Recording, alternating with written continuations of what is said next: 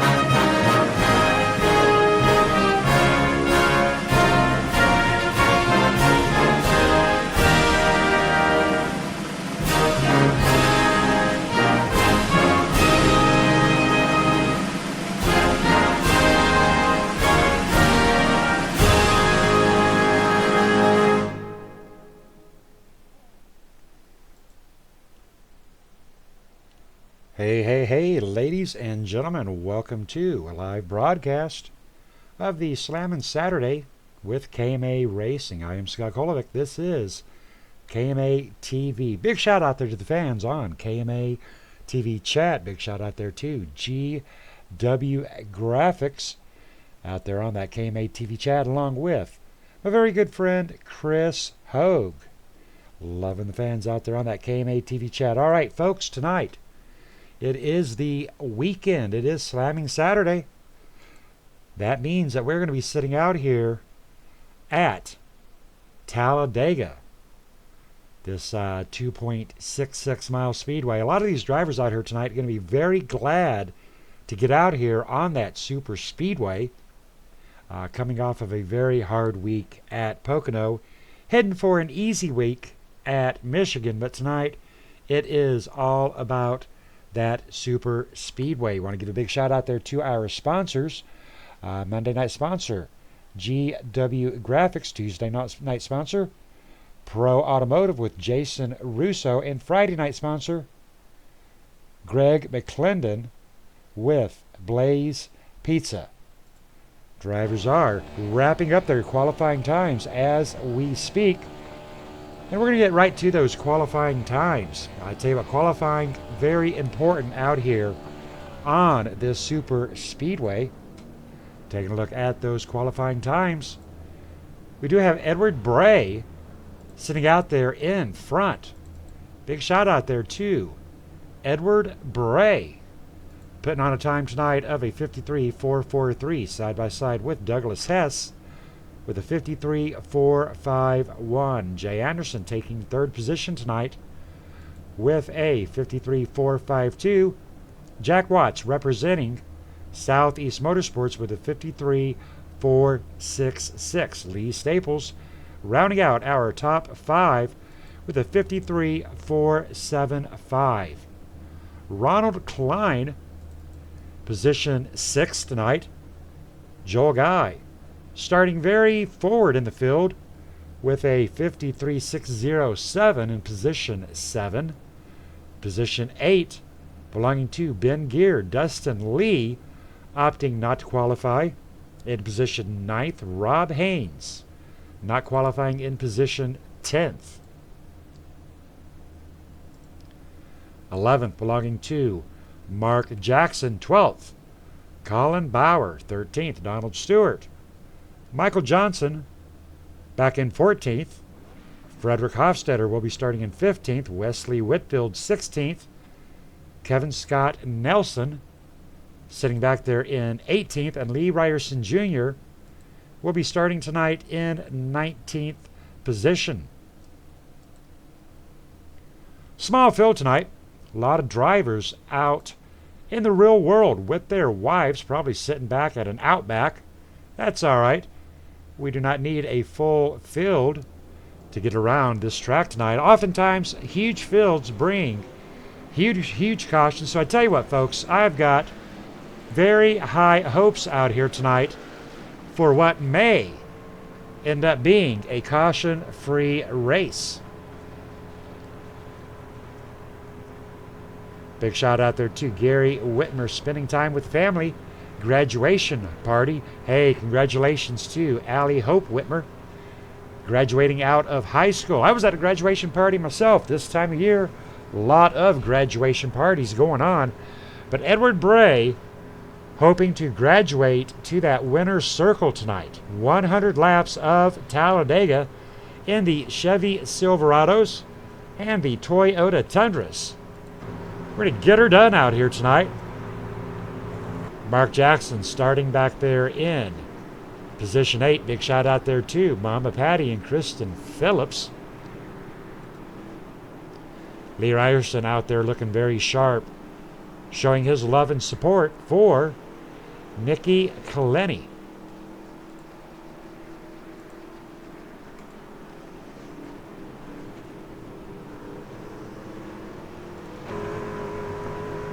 Donald Stewart joining us tonight. Kevin Scott Nelson in the DuPont 224 out here.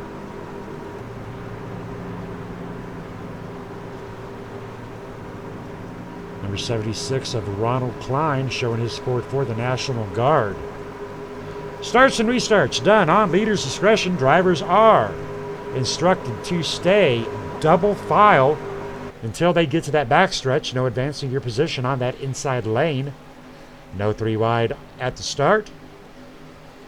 Basically, drivers are instructed to stay as they start until they get onto that backstretch.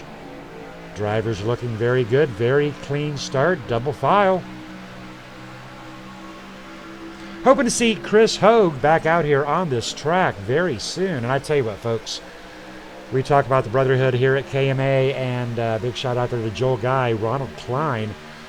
Both of those gentlemen working very hard with Chris to get him back up and running, but seeming to have a computer bug hanging over his shoulder. So hoping that we're going to get that fixed. And I tell you what, the number 77 of Jack Watts all over the rear end of Douglas Hess here very early on. Got to be very careful with these Chevy Silverados and Toyota Tundras. Pushing a little bit too hard will get you in trouble early on.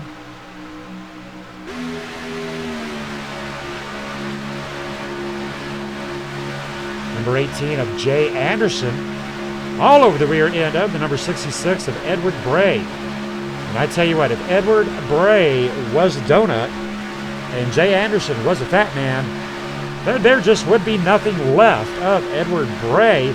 Same situation on the outside with the number 77 and the number 31 of Douglas Hess. But you know, they're up there in front. And interesting little fact out there for you folks. The fastest truck is not necessarily the trucks that are up there in front. We got this great thing out here at these super speedways called draft. So looking at the number 76 in caution.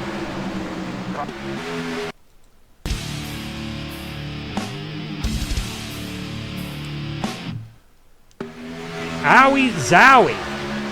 Looking at Jack Watson, Jay Anderson. Looking at the number 31, first truck on that outer lane. Right there it is. Looking at the number 31, going a little bit sideways. Going to back it up one more time. Look, now keep an eye on the bumper of the number 77. Didn't mean to do it. Ooh, heartbreaker for the number 18, the number 64, 31. Ooh, a lot of drivers. Going to take a look at that from the blimp view. Didn't mean to touch you there. I touched you there. And there you go. The big one on lap 2 of 100. 1, 2, 3, 4, 5, 6, 7 drivers. Whew. Boy, I tell you what, folks. I did not see that one coming. Early caution coming out. That's going to definitely mix up this field. Question now, do you pit or do you not pit? Edward Bray, Jack Watts, Douglas Hess out there in front. Douglas Hess heading off into pit row, along with Joel Guy. Edward Bray out there in front, along with the number 77 of Jack Watts. Ronald Klein in third position.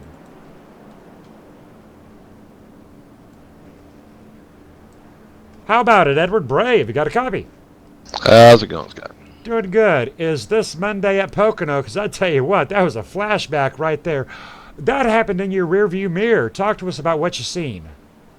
Yeah, I was practically driving, with my rearview mirror and trying to make sure that every time that he would give me a push, I was square on his nose, and then about that time, I guess he gave me a little nudge, and then I saw him go sideways, and nothing but smoke in my rearview mirror. So okay, but I tell you what, we're seeing two different things, brother, because that inside lane was not where that caution actually developed. That caution developed onto your outside lane with the number 77 and the number 31. Now, what we saw was the number 77 just barely bumper hook the 31 of Douglas Hess, sending him sideways into the gentleman that was pushing on you. Yeah, that's one of the, on our radio communication. That was what was said later. So 77 owned it after the caution came out. So that's correct. All right, but my point that I was getting to, 77 didn't mean to do. He just barely touched him. How sensitive are these Chevy Silverados and Toyota Tundras if those bumpers are not lined up? Oh, it's very sensitive, Scott. With the new build on these trucks and draft package and all, if you've got to be square when you're pushing or even bump the rear end of the truck. If you're off to the left or you're off to that right, you will spin that truck and take out others, as we just saw on this caution. All righty, copy that. Now, we do have a bit of a smaller field. People are out enjoying the beautiful weather. It is summertime, but with the smaller field, does that necessarily mean fewer cautions? Are the drivers a little bit more aggressive with the smaller field? They can be, Scott. One of the things that I'm trying to do is make sure that everybody does stay calm and not. We got a long race. We got 100 laps. And be patient. A lot of give, a lot less take. So the only thing I can do is try to reel them in if anybody starts being too aggressive. All righty, copy that. Good luck to you, Edward Bray. Thanks, Scott. Underneath our first caution of the night, ladies and gentlemen, number 31 of Douglas Hess. I want to check in with Mr. Hess and make sure he is alive and well. How about it, Doug? Have you got a copy? Yeah, I got you. All righty. First off, are you okay, sir? You went for a ride. Yeah, I guess these cars are a little touchy here. I mean, twice I got tapped, and that time I got loose. But All righty. Well, what are your thoughts out here tonight? Obviously, you got a little bit of contact there from the 77. Didn't mean to do it, of course. But you did go for a ride. You're still up there in a good spot, though. Did you have to take a reset on that? I did use it. Alrighty, so your situation currently is 96 to go. This is the only Chevy Silverado you have. Are you going to stay up there in front? Are you going to try to find a partner? Are you going to drift to the back?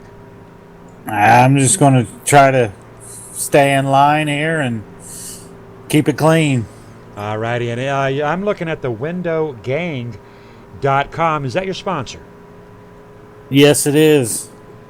Alrighty, and can you tell us a little bit about Window Gang? I've never heard of Window Gang.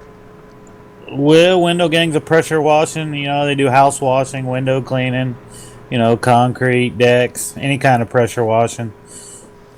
Alrighty, and I see they do take MasterCard. Alright, very nice looking truck. Douglas Hess, you started second. You got into a big one, and you're still alive in third. Angels riding on your shoulder tonight. Yep, thanks. Big shout out there to Douglas Hess and Window Gang, windowgang.com. Haven't never heard of Window Gang, but sounds like some people that I may want to come into contact with. Everybody has dirty windows. Now, real quick, while we are under caution, folks, I do want to talk about the upcoming week. Now, as we said, a lot of drivers are very happy that Pocono week has ended. We are following the NASCAR schedule. Next week, we are going to Michigan. The following week, we are going to Auto Club, and I think Charlotte, but don't quote me on that. Nonetheless, Pocono being a bit of a challenge. How about it, Chris? How about it, Gary, out there on that KM8 TV chat? Give me some thoughts out there as far as what you're thinking about in the upcoming series on Monday, Tuesday, and Friday. We are heading out there to Michigan, and Kevin Scott Nelson, not sure if he's supporting his Michigan paint tonight or not. Nope, he is in the DuPont number 224, but Kevin Scott Nelson, a big Michigan type fella. Drivers are preparing to line up double file. Underneath our first caution of the night, 4 laps, 1 caution.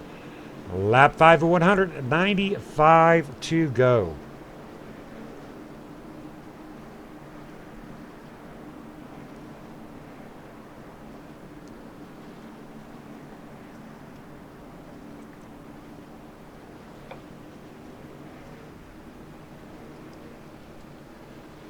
Check us out next week on Monday, Tuesday, and Friday, and possibly on Saturday. Going to have a special event coming up on Saturday, the 31st, I do believe. I do not have my calendar in front of me. And we will be having that monthly Race for Pad race on the first Sunday of the month. That will be the 4th of July weekend. And I do believe we're going to go on and follow through. And we'll be out there racing for a pad on that first Sunday of the month. It would be a good time to be off of those highways, onto the comfort of your couch, sitting back, watching the monthly Race for Pad. I myself try not to leave the house on that weekend. Scary stuff going out there on the 4th of July weekend. Ladies and gentlemen, if you're out there on the road, put your cell phone down. Lock it up in the trunk. I don't care if you tie it up underneath the muffler and the catalytic converter. The main thing is 2 hands on the wheel two eyes on the road. And I tell you what, I got a confession. When I took my trip to Alabama, we were coming home, and I myself, one of the biggest supporters of PAD, I got distracted. I turned around, looked at my wife. I was driving, and all of a sudden, she kind of let out a little yelp, sounded like a little puppy that got his toe stepped on, and I had drifted into the next lane, almost forcing a car down into the median because I had looked at my wife. So, you know, we are all capable. Pace car is in. Edward Bray, Ronald Klein out there on that front line.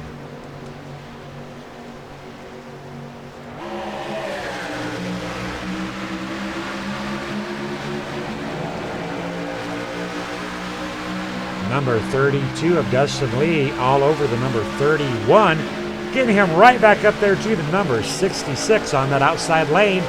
76 being pushed on by the number 9 and the number 68 Texaco have a lead.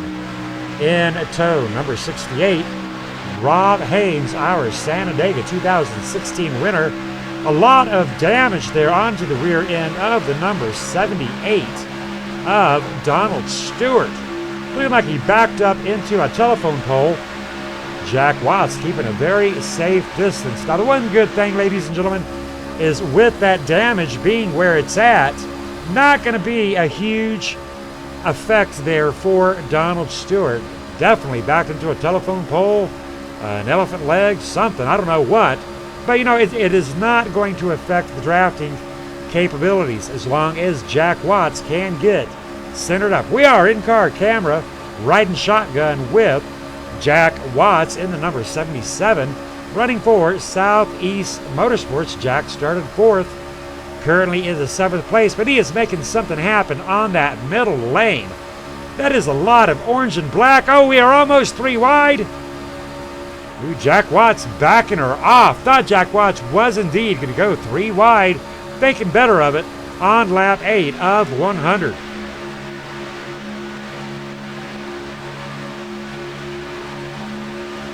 Big shout out there to Dave Acacia, last night's winner at Pocono. Not able to join us tonight, but glad to see Dave out there on that KMA TV chat. Well, Dave, to give you an update, we've already had 1 caution coming out, pretty much between 1 and 2.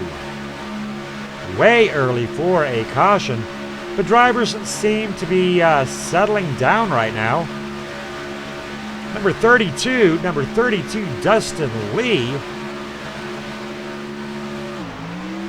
Dustin Lee dropping below that apron. Not at all sure what that was about. Dustin Lee losing that pack. He just drove off track. Not sure what the situation was there with the number 32. Edward Bray has dropped back down to position 5. He started out here tonight in 1st. Ronald Klein tucked up underneath the number 9 of Ben Gear on that outside lane. Rob Haynes has moved up into position 2, right now into position 1.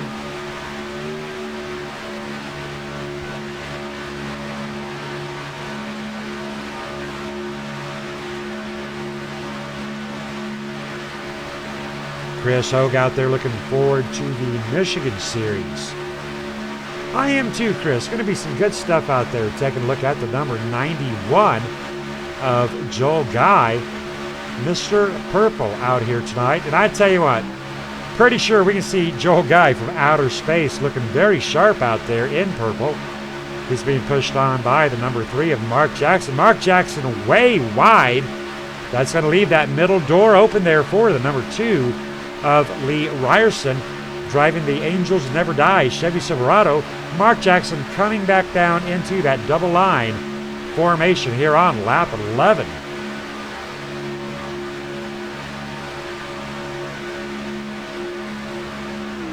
Now Lee Ryerson has fallen to 1 lap down. But I tell you what, folks, 1 lap down or not, I want to give Lee Ryerson a very huge shout out. driving the Angels Never Die Chevy Silverado. Big shot out there to Pad. People against distracted driving as he is blowing past the number 64, settling down beside the number 64.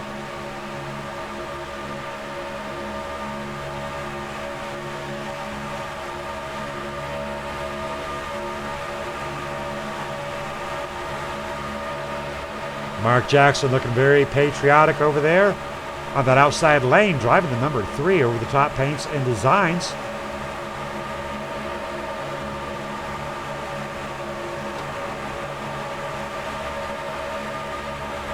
Looking like Joel Guy, the number 91, may have a little bit of damage up on the front end of that Chevy Silverado.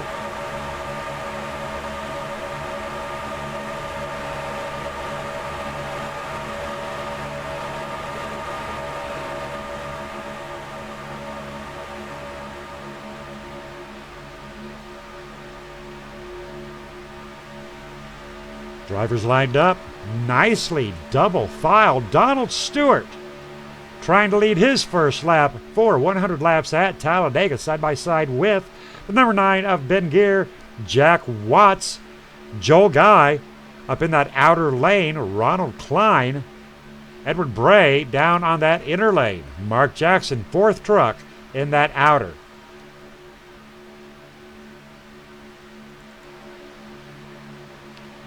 Ben Gear in a plain white wrapper, getting a big bump from the number 9 of Ben Gear.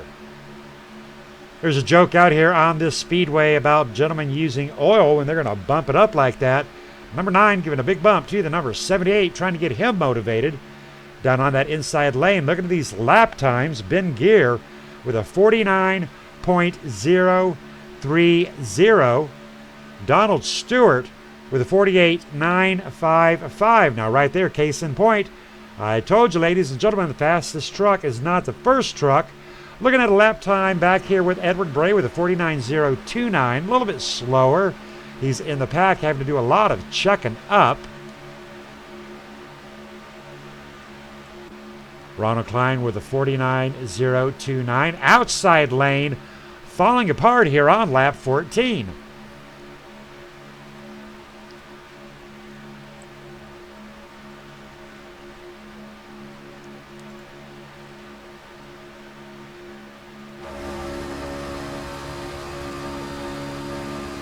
Ronald Klein going to that outside lane.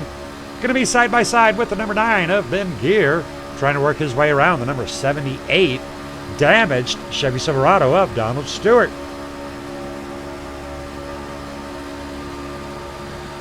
Copy that, Chris Hogue. But I tell you what, I know Chris Hogue has been out there practicing. These drivers were issued a copy of our schedule. Now what they do with that copy of that schedule, some got out there, some did not.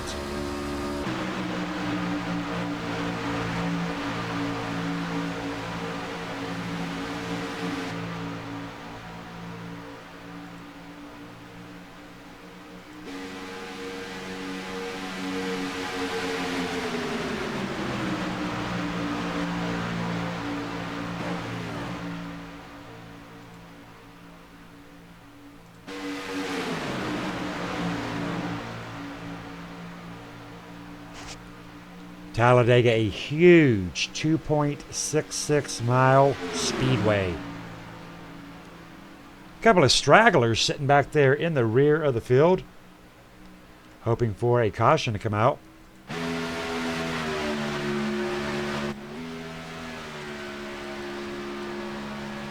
Looking at the number 32 of Dustin Lee, the number 71 of Wesley Whitfield,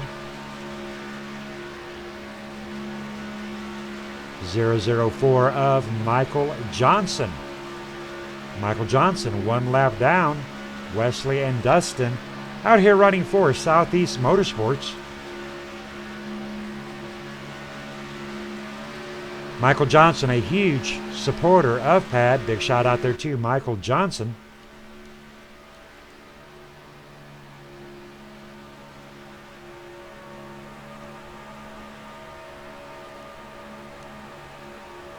Michael Johnson, 1 lap down, currently in 18th position.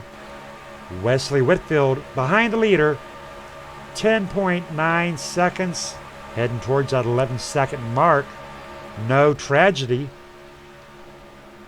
Michael Johnson up to that outer lane, going to allow Wesley and Dustin to hook up. Michael Johnson taking rear position. Joel Guy flying solo, 7.5 seconds back. Rob Haynes hanging on for dear life onto the rear end of the number 77. Rob Haynes showing a little bit of front side damage.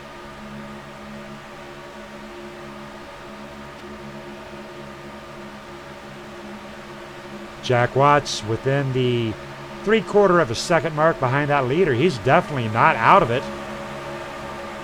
Getting a big run on that outside lane. Going to try to work his way around the number 2 of Lee Ryerson.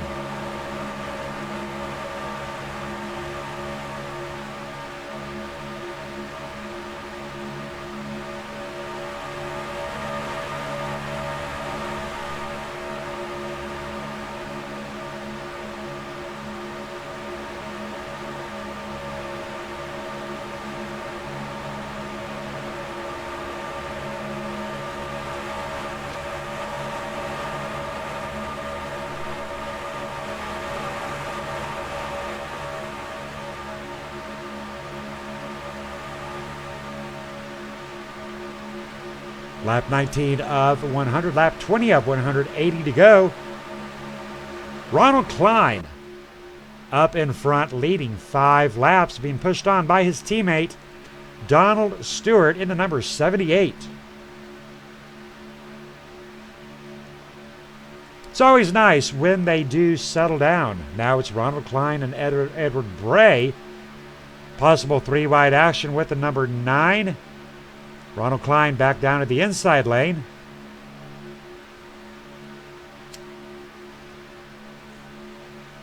Lee Staples, 3rd truck on that inside lane. Now, I would like to see Lee and Ed get hooked up. Donald to the outside of RTK Ronald Klein. Lee Staples in the number 66 and the number 64 of Edward Bray, the 66. Lee Staples at the 64, running with Black Talon Racing. Ronald Klein running with RTK. RTK looking for a 3rd member. Their secondary member, Brad Ream, not able to join us out here tonight. But a big shout out there to Ronald and Brad, looking for a 3rd member to join RTK. Ben Gear in the number 9 tonight, doing a great job. And one more time, Ronald Klein up to that outside lane. Lee Staples a little loosey-goosey right there. Hang on to her, Lee Staples. Number 18, Jay Anderson, doing a great job backing it off, giving Lee Staples plenty of time to recover. That could have been ugly right there for Lee Staples.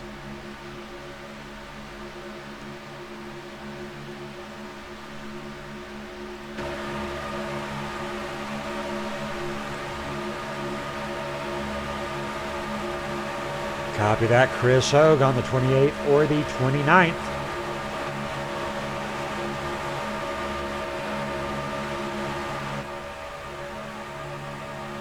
Down on that asphalt with the number 64 of Lee Staples. Still looking at the rear end damage of the number 78 of Donald Stewart.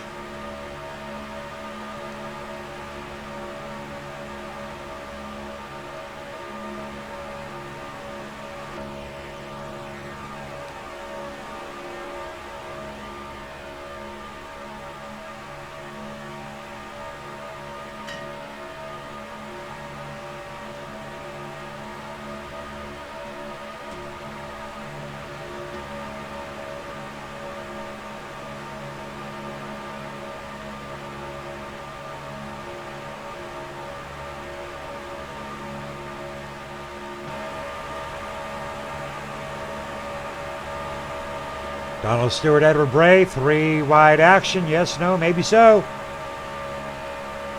We are all over the rear end of the number 78. 78 dropping down to that inside lane. Getting a big boost from Edward Bray. That is how tight they are, ladies and gentlemen. Tighter than a hair in a biscuit. Lee Staples getting off of the rear end of the number 66 of Edward Bray. Being smart, being cautious, throwing caution to the wind. But Edward Bray all over the rear end of Donald Stewart. Tighter than a tick on a coon dog on a 110-degree day in the middle of Arizona. I'm not sure if they have coon dogs out there in Arizona. Do they have coon dogs in Arizona? That is the question of the night, ladies and gentlemen.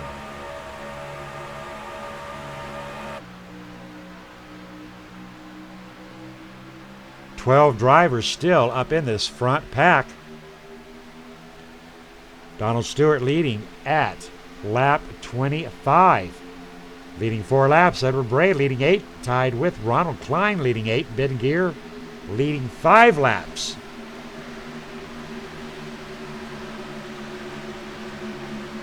Number 2 of Lee Ryerson, possibly in danger of losing that pack draft as the number 31 comes down. You don't want to get too far out of that pack draft, folks. Caution is out.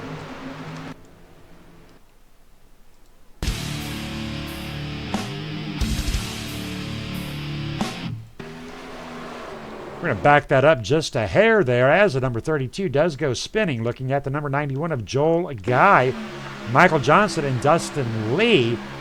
32 in the blue truck, one is spinning. Oh, right there, ladies and gentlemen, as the number 91 barely touched the number 32. Going to jump in-car camera with Joel Guy and see exactly what went wrong.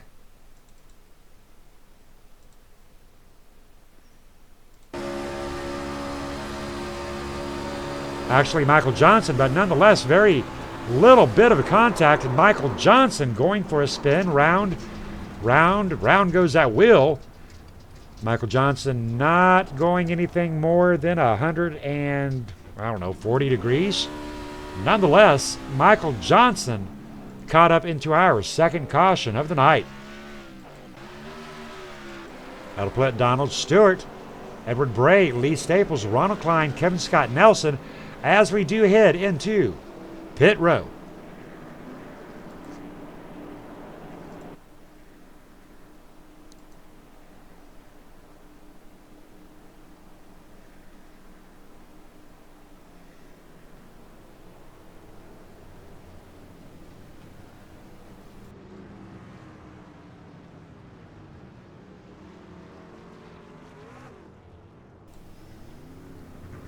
Donald Stewart only taking left side tires. Very interesting.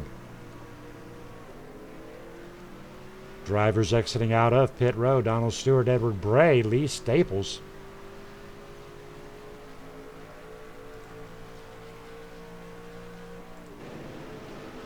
Second caution of the night, lap 27 of 173 to go. 27 in the books. This is Slammin' Saturday.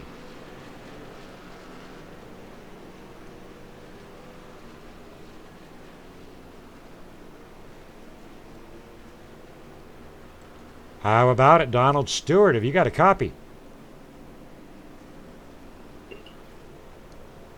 Donald Stewart. Yeah, I got you, Scott. Sorry, I had to mute the other radio. That's all right. Good idea right there, brother. Let's not be distracted.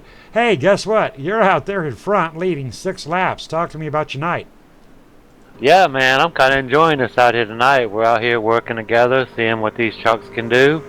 Me and Edward and Lee and Ronald and Ben, we've been up here kind of, playing with each other, switching the lead around, and just seeing what these trucks would do with the new package they got going on here. All righty, but the rear end, did you back into a telephone pole? Did an elephant come up and rear kick your tailgate? Because you do got some rear end damage, but obviously it's not affecting you. How did you acquire that rear end damage? That's funny you said that about backing up into the telephone pole, because the fellows were just telling me that. That happened on the very first caution when they had that wreck. You know how some people are. They see smoke, they got to be the first one to the fire, and so that's how I got that. I like that. I am going to have to remember that in my announcing. Alrighty, now we are ending Pocono. I'm sure everybody was ready to get out here and hit 200 miles per hour. How are you feeling about heading into Michigan next week on Monday, Tuesday, and Friday? Oh, I can't wait. Big old wide track. We got plenty of room. High speeds. So it ought to be good, fast, hard, interesting racing. Alrighty. Have you got a preferred car or truck out there for Michigan? You mean a paint scheme? No, I mean as far as do you like the Xfinity class on Monday? Do you like the trucks on Tuesday? Or do you like those big bad boys out there, the cup cars on Friday? I'm a big bad boy kind of guy, Scott. I like them Gen 6. You're a big bad boy kind of guy. Alrighty, I'm gonna give you some stuff about that later on. All right, good luck to you, Donald. You started 13th. You're currently in first. Let's get her done. Thank you, buddy. Have fun up there. Donald Stewart, big bad kind of guy. I like that. Donald Stewart out there leading the pack. Rob Haynes back there in position 11. Lee Ryerson Jr. sitting back there in position 14 on that lead lap. How about it, Lee Ryerson Jr.? Have you got a copy? Yes, sir. How you doing? I'm doing good. Hey, I pulled you up here into the booth because I want to talk about one thing and one thing only. You're looking pretty sharp out there in the Angels Never Die supporting pad, looking very purpley, if purpley is a word. Talk to me about your love for pad and the Angels Never Die Silverado. Yeah, man. It's a good cause, and people get distracted in driving, and it kills a lot of people. I've had a couple friends and stuff that got hurt from other people texting and everything else. So you should really put the phone down and just concentrate on driving and do what you got to do, like I'm kind of doing today. No distractions. So this is something that actually you have dealt with within your real life. Yes, sir. Alrighty, copy. I always hate to hear that from anybody. I myself lost a foster brother due to a form of distracted driving. It was alcohol related. But I tell you what, you're looking out there very sharp, and the Angels Never Die. You are in currently 13th. You're in 19th. So you're moving in the right direction. Anybody out there on the KMA TV chat? Yeah, my wife's probably out there, and any other fans that are out there, appreciate it, and you guys especially for putting all this on for us, and let's hopefully finish this out in a really good green flag race. Alrighty, good advice, good words, good luck. Thank you. Have a good night. Lee Ryerson out there in position 9, I do believe, showing his support for Nikki Clenny. Big shout out there to Pad, Nikki Clenny, Mike Clenny.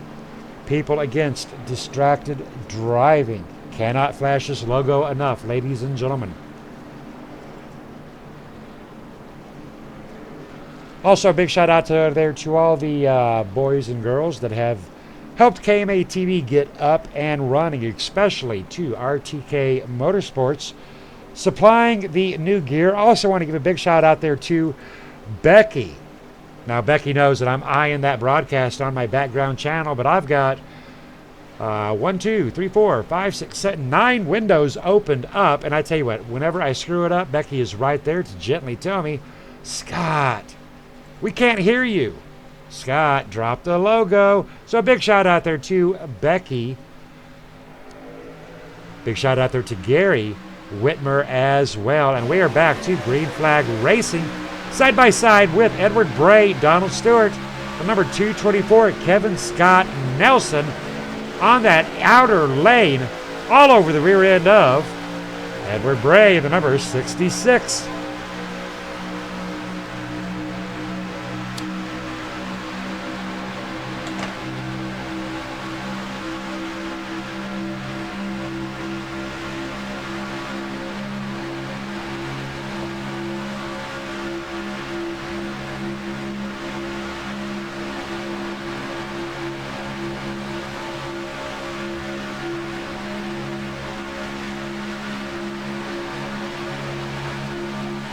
Edward Bray taking the lead on lap 30. I think Donald allowed Edward Bray to take that lead right there. Teammates working together. Right now we're going to see, oh, there we go, there we go, there we go.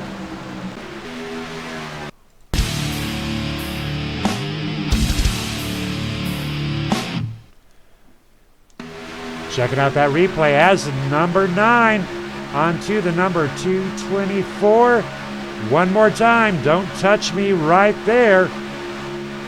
There it is, folks. It did not look like much at all.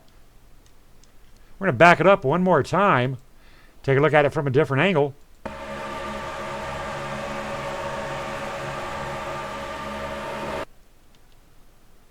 Barely touching him on that outside lane.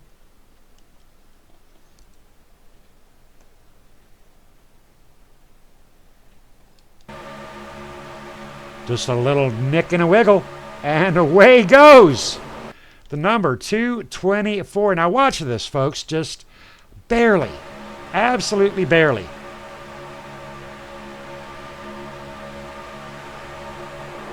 That's all it took, that's all it took. One little wiggle, one little squiggle, and around and round and round and around and around and around goes the number 224 DuPont of Kevin Scott Nelson.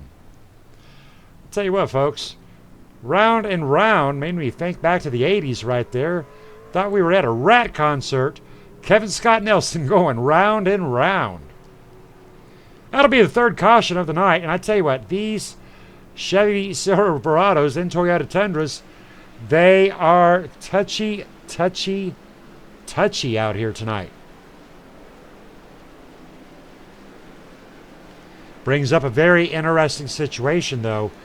If you haven't pitted yet, you're like on fumes. Edward Bray staying out, Donald Stewart staying out, Lee Staples into pit row. Jack Watts opting to stay out. Jay Anderson staying out. Ronald Klein into pit row. Ronald Klein with RTK Motorsports checking in on Joel Guy. Joel Guy, the number 91 guy, into pit row.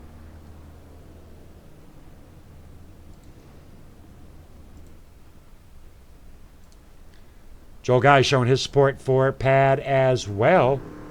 Purple rims. Looking at some pretty sweet looking logos.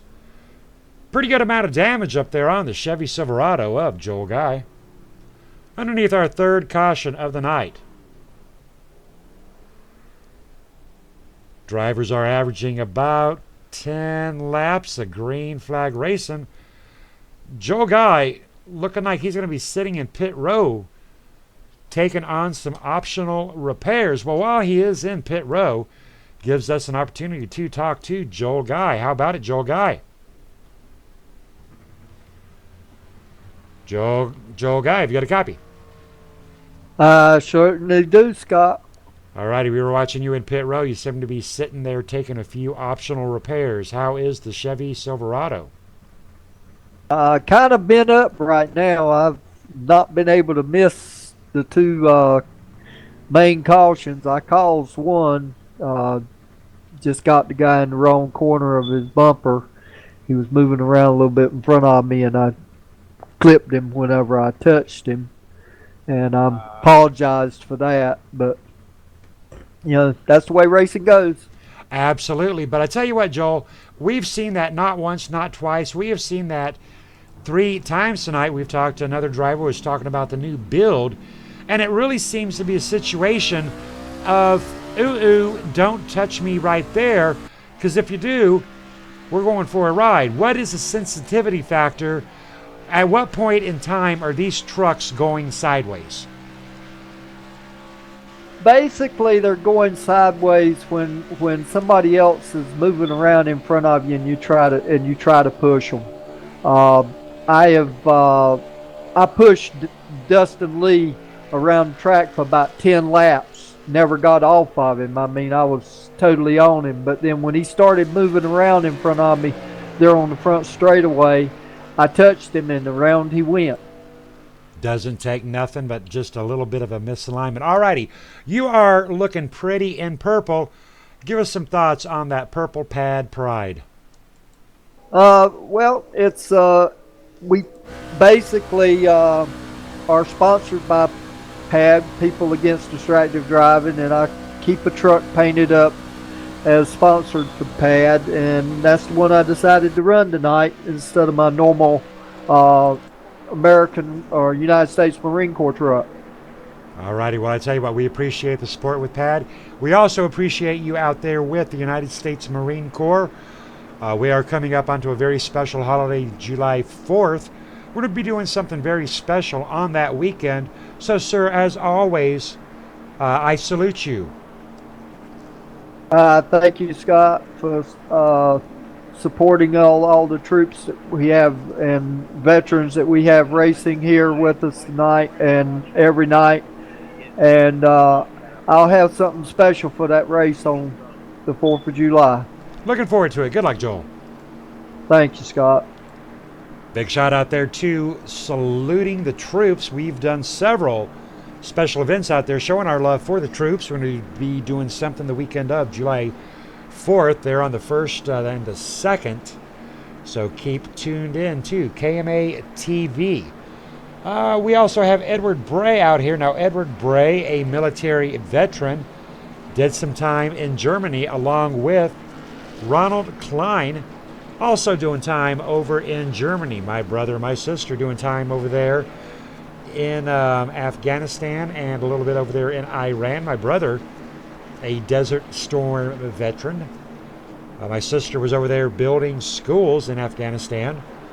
So a big shout out there to not only Edward and Joel, but every veteran out there, every active member. Edward Bray out on the front line right now of this 100-lap race, lap 35 of 100.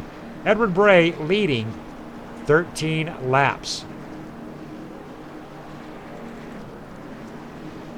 Dustin Lee started ninth, currently is in 7th position. We're going to go in-car camera with Dustin Lee on this restart. Got to be on your toes for these restarts. Pace speed is 80. Second gear, you got to cycle up from 2nd to 3rd to 4th. You got to make sure you don't run over the driver in front of you. You hope and pray the driver behind you does not run you over as well. Nothing worse than being run over, I tell you what.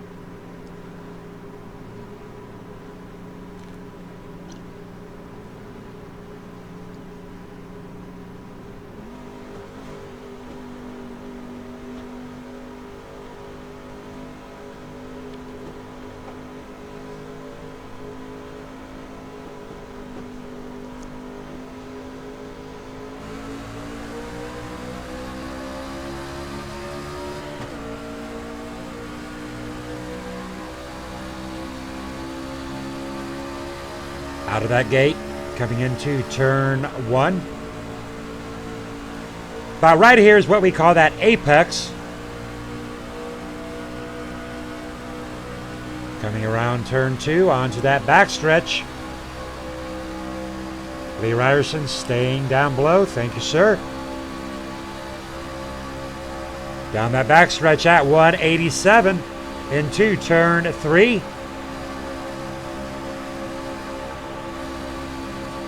186 on the apex. Apex being the center point of the corner. Imagine it as 3.5 in 3 and 4.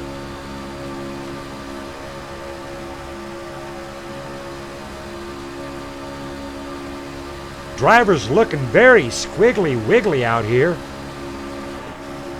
Ronald Klein onto that outside lane, trying to get tucked up onto Frederick Hofstetter and Jay Anderson. Donald Stewart leading that middle lane.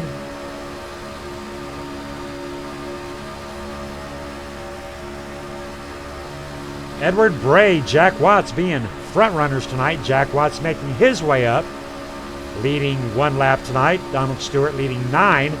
Edward Bray leading 14.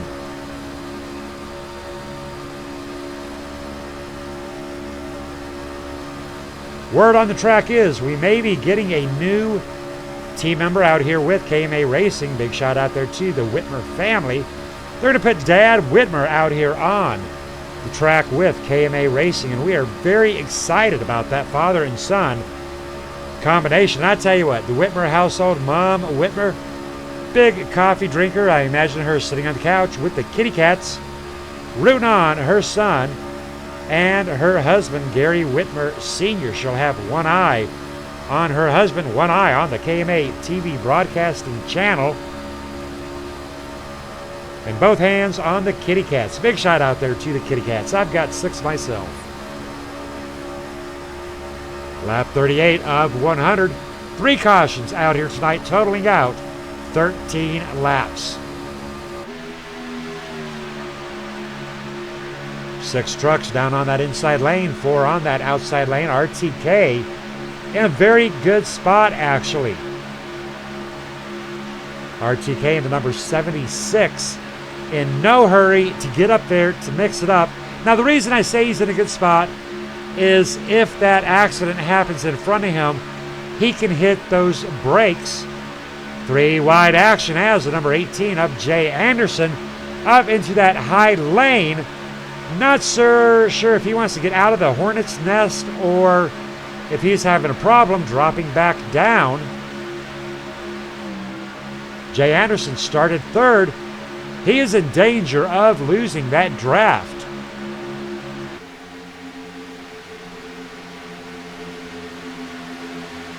You can get about 0.6 back off of that draft line. Beyond that, you're in danger of losing that draft. Number 68, Rob Haynes, going to come up, give a little love to the number 18.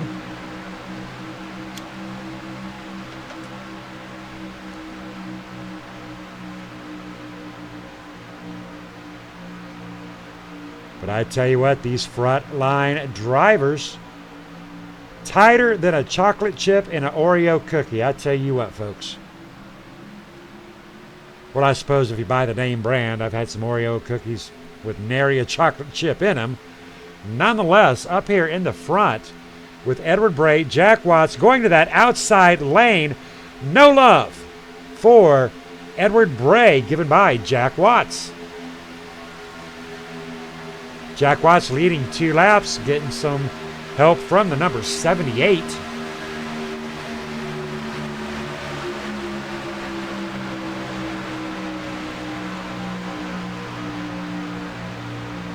Inside, outside lane, difference of opinion there with driver to driver. I myself, I prefer the inside lane myself. Jack Watts, more of an outside lane kind of fella. Again, the number 78, Donald Stewart. What damage? I didn't back into no telephone pole. Donald Stewart booking right along number 14 on that inside lane of Colin Bauer. Doing a great job out here tonight.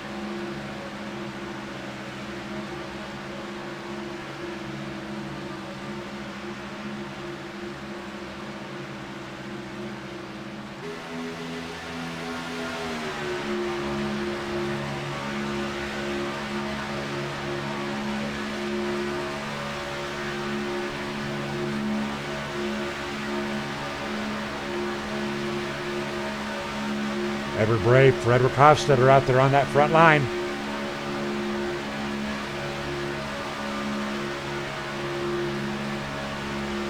Number 14, Colin Bauer. Number 18, Jay Anderson. 14, what a move by the 14 of Colin Bauer.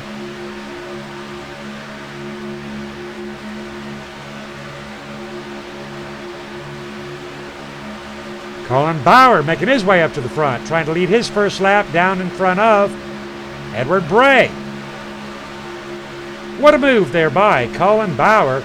Was down on that inside lane, decides to go up and around the number 66 of Edward Bray.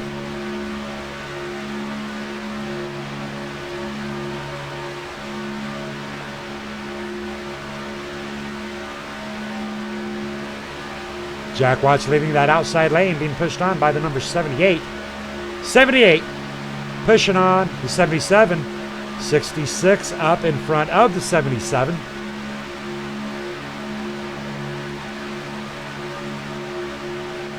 That'll put Edward Bray. I expect Edward to go down. Will Edward Bray go down? He's clear. Now he's not clear. 77 all over the 66 of Edward Bray.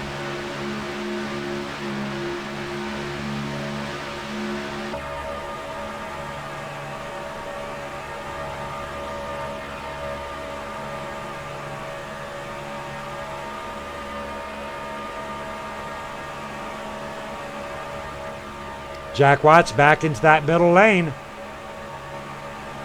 Almost to that halfway point, folks.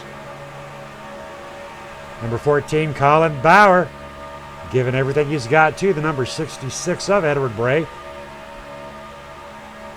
Speeds of 196, 197 miles per hour out here on this 2.66 mile speedway.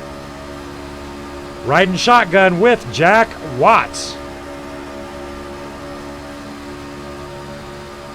Now Jack will get a huge run coming around this part of the track. This is the part we do call the dog leg. We're out the outer leg of that dog leg, coming up into turn 1.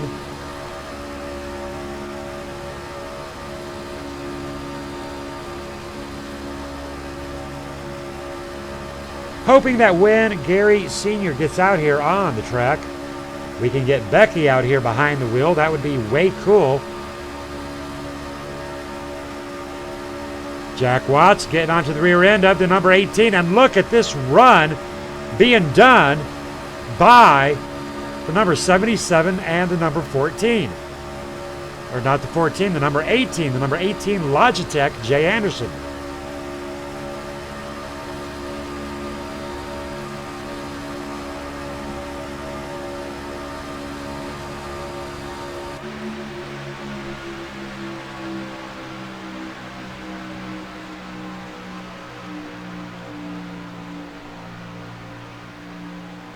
Nine drivers out here on this lead lap. Ben Gear being that 9th driver, sitting back very comfortably with Ronald Klein.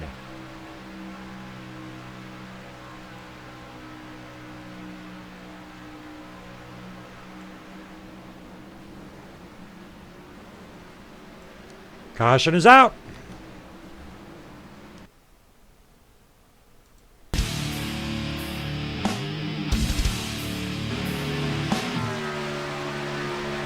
Looking at number 77 of Jack Watts. And there it is, folks. One more time. Backing it up, the number 18. Number 77, Jack Watts. And the number 18 making contact. Unfortunate break there for Jack Watts. Breaking out our 4th caution of the night. How about it, Joel Guy? Have you got a copy? I have a copy, Scott. All righty, word on the track, sir. You had to take it to the holler. That is correct. Can't keep up with the pack, so there's no need in staying out there on the track and being a rolling roadblock. All righty, copy that. I tell you what, we are going to take a very quick commercial break, and when we get back, Joel, you're going to be joining me up in the booth. Roger that, Scott.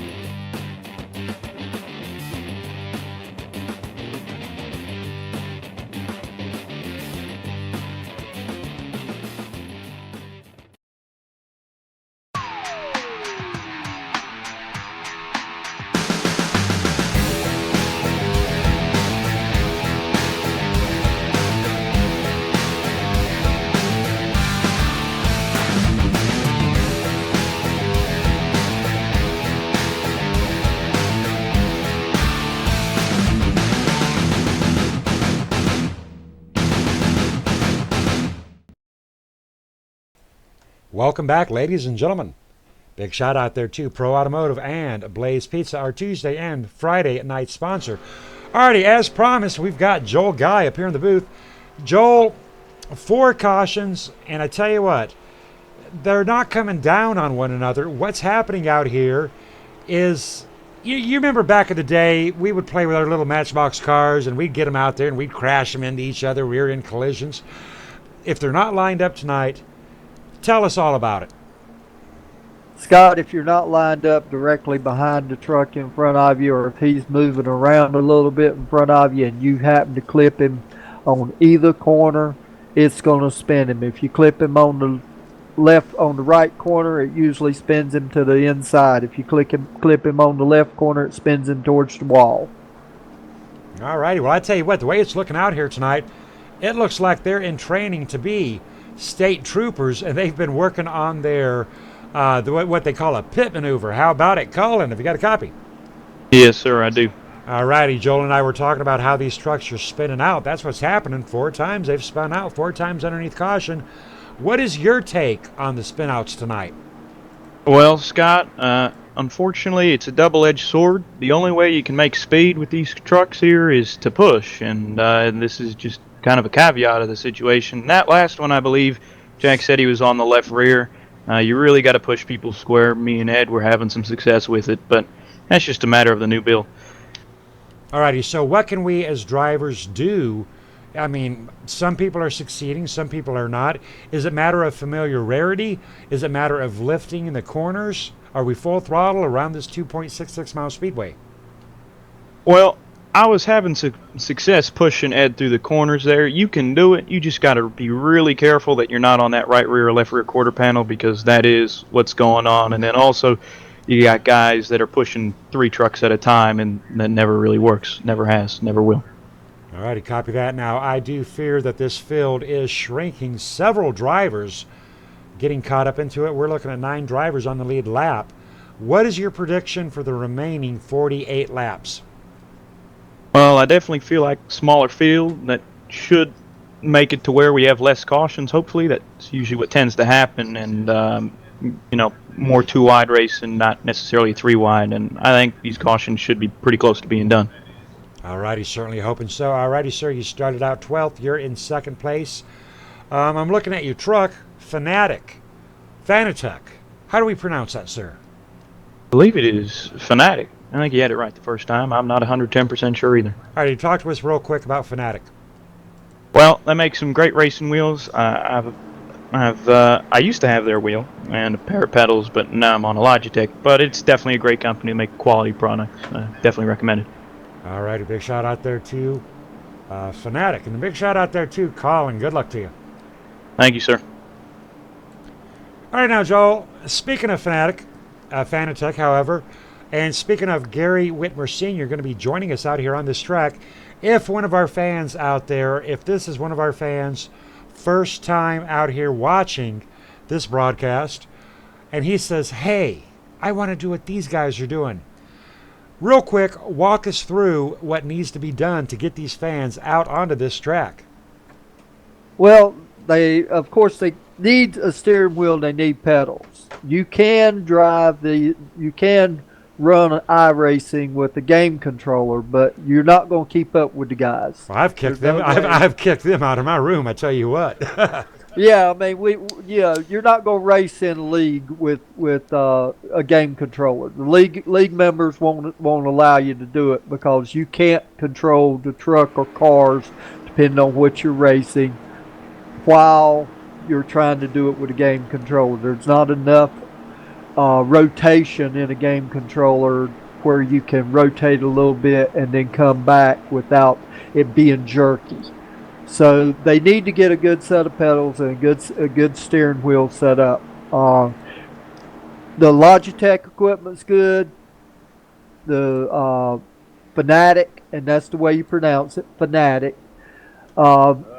Steering wheels are awesome. I use Fanatec hardware myself. I've got the pedals and the steering wheel, and everything is spot on with it. It's heavy duty. It's all metal casing and gears and everything in it. they are built to last, and they're going to pay some money to get in this if they want good hardware. You can buy the cheaper hardware, but you're not going to keep up with the good drivers. All right, we are back to Green Flag Racing. I want to continue on this conversation here shortly. Pace car is in. Edward Bray side by side with the number 14, Mr. Bauer.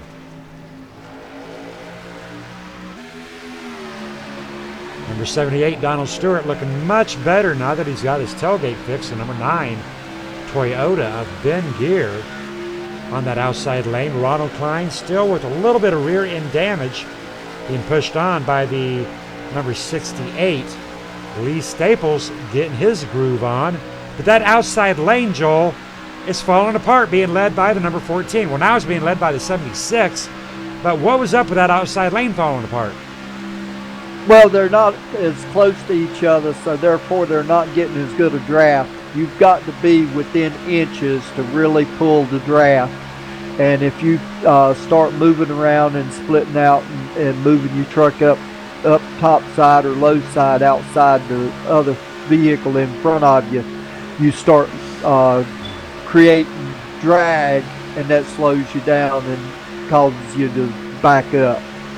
Alrighty, while these drivers are doing good, Chris Hogue out there on that KMA TV chat talking about his joystick. He's thinking back to those days back in the arcade playing pole position. But back to what we were talking about, Joel. Now we've covered the wheel, we've covered the pedals. A G27, we're sitting right at about 300, maybe 250. A lot of choices on the wheel.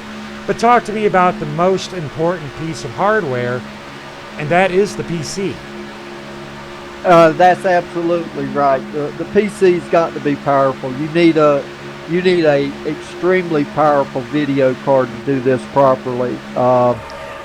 I use an NVIDIA 1070. It's got 8 gig of RAM in it for just the video response, and you've got to have a awesome processor. Mine's a 4.0 AMD 8 core, and I get no lag. That's the main key. That's the main killer for doing this. If you start lagging, then your vehicle, you're trying to turn it and you don't see it move instantly. You don't know how much you've turned when you've got the wheel cranked. So you oversteer a lot if you're lagging. Absolutely.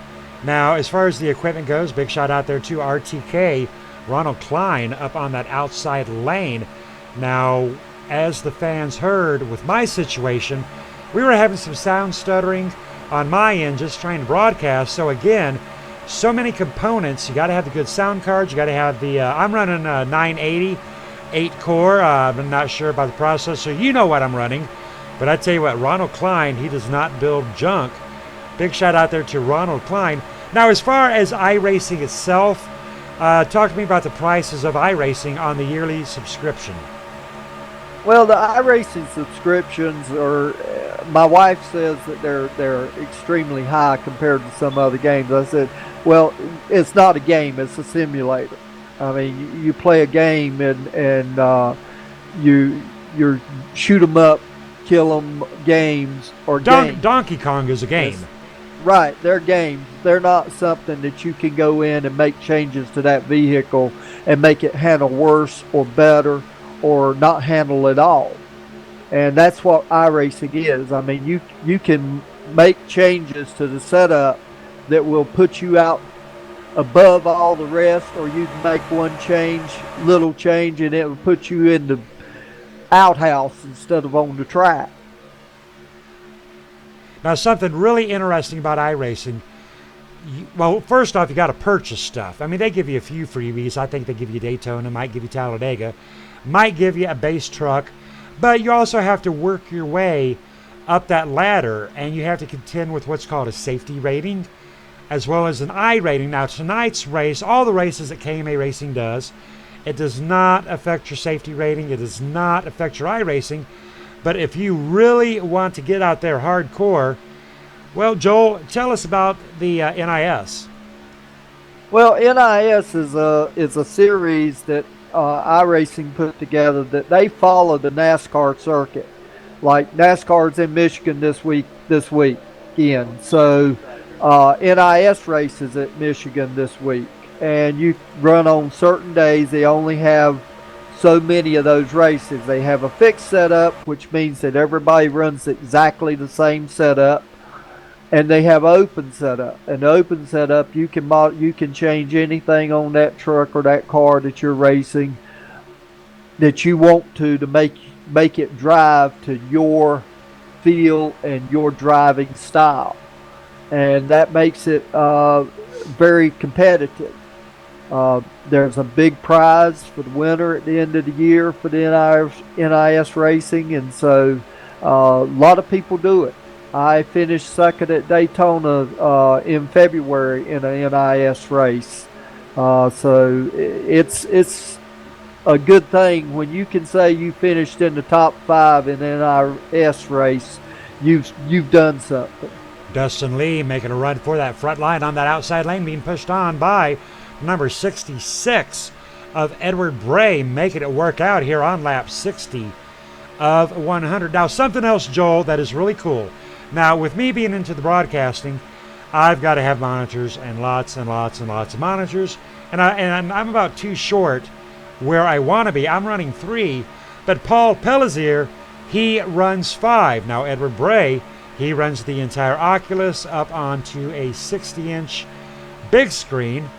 The big boys are out there on the 72-inch $6,000 curved monitors. I originally, when I started out, I ran it on a 19-inch laptop. Oh my God, it was a dinosaur. Talk to me about your personal setup, Joel. Well, my personal setup right now is I'm running on triple screens. I got 3 24-inch monitors.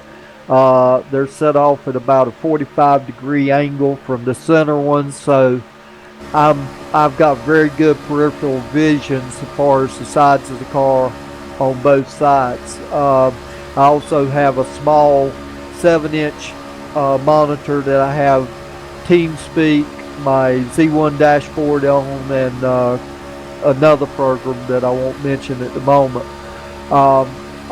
And those are extra programs that I use while racing. The Z1 dashboard tells me how much fuel I got, how many laps I'm getting to a gallon, and all that kind of stuff, so I can judge and plan pit stops more accurately.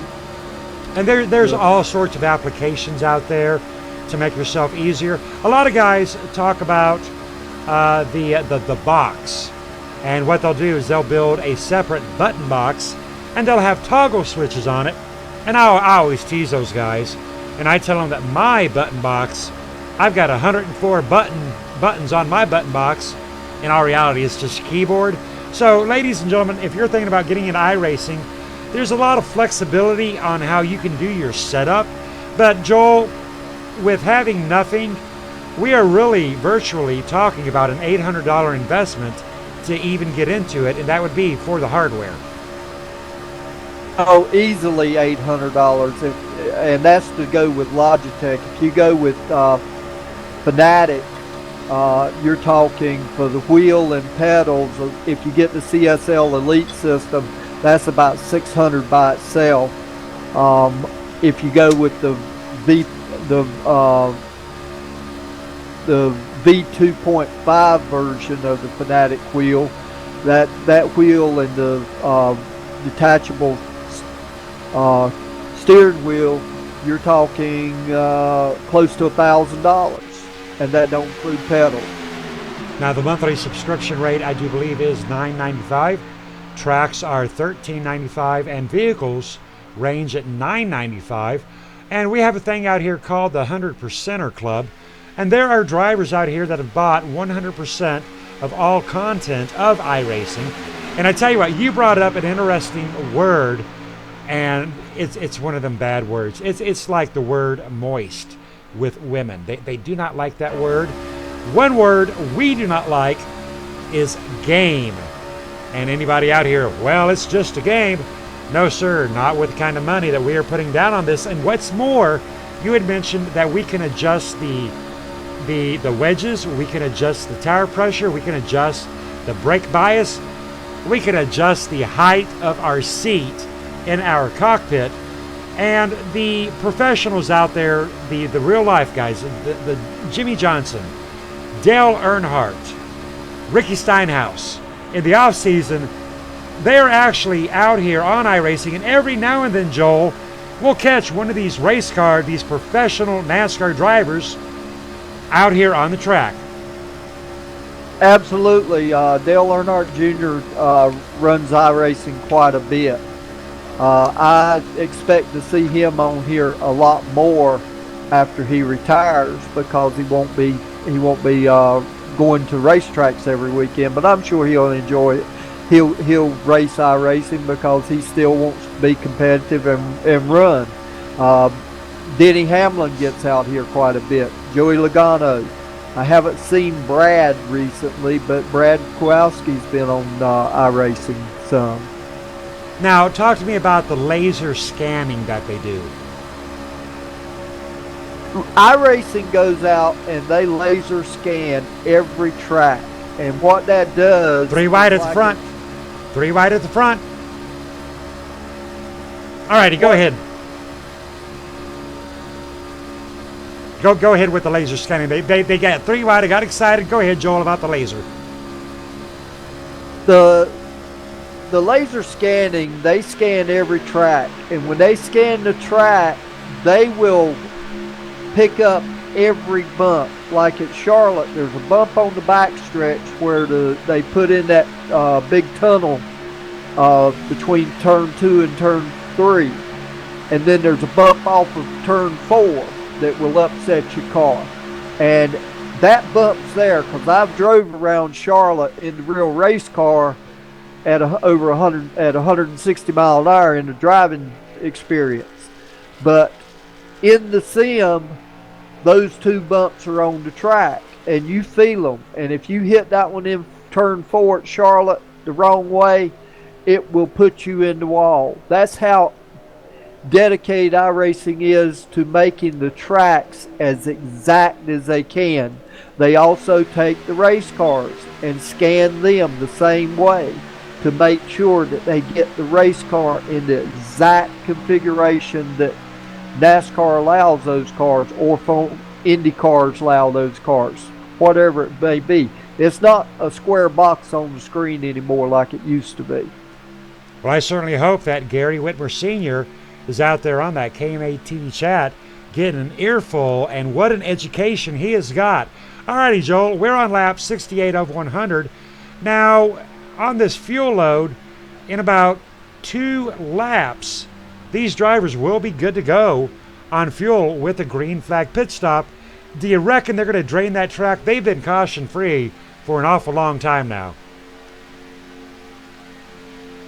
Some of them will drain it. Some of them will do what we call short pit, and as soon as they get in that window, they'll go in and get their last pit stop done.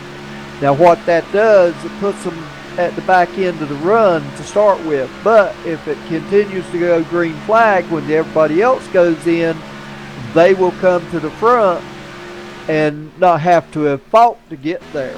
So there's 2 strategies there, and it just depends on whether you think there's going to be another caution or whether you think it's going to go green flag all the way. Well, you know, at this point in time, okay, we're looking at this front line. 1, 2, 3, 4, 5, 6, 7. All righty. Now, we know our drivers. We know who is on comms, communication channel. I would be expecting Ronald and Lee and possibly Rob to be going into pit road. We've only got 7 drivers up here in this front pack. We've got 9 drivers out there on that lead lap, 8th and 9th being Dustin Lee and Edward Bray, but they have fallen severely off that pack and they're nowhere within earshot. Right now we are looking at the number 9 and the number 11 on that outside lane, possibly dropping to the back of the pack, and maybe these 2 drivers might be wanting to hook up. Now, Joel, we're talking about a lot of stuff tonight. I love it when you come up here in the booth. At this point in time, tell me the importance of the numbers going into pit road. You got to have a buddy. Absolutely, you got to have a buddy. You cannot run this track by yourself. You've got to have at least one truck with you. If you got 3 or 4 when you go on pit road, that's even better because you'll get more speed quicker as long as you all go on together and come off together. If you get broken up because somebody speeds on pit road, then you've botched the pit stop and you're not going to catch back to the pack. Alrighty, I tell you what, Becky Whitmer communicating out there on that KMA TV chat saying that Gary is taking it all in. And right there on any track, Joel, that is the number one factor, communication. Now, talk to us about the ways that we have to communicate with one another involving the iRacing Racing chat channel, which is in-game. Oh my God, I said it, my bad. I get a penalty, which is in sim, which the broadcaster and the fans cannot see that communication. But we also have this wonderful thing called TeamSpeak. What is TeamSpeak? What is iRacing chat? iRacing chat is in sim chat mechanism that allows you to talk to that all drivers can hear. And then TeamSpeak is a separate channel, and it's a separate program. Just have a separate channel. Yeah, it's a separate program that runs in background to iRacing, but it also allows you to have a separate channel for just the drivers and the team members that you want to be communicating with while you're on the track.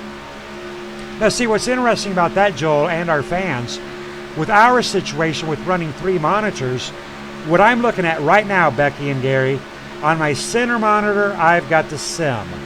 On my left monitor, I have got the broadcasting software, and I have got the KMA TV chat box.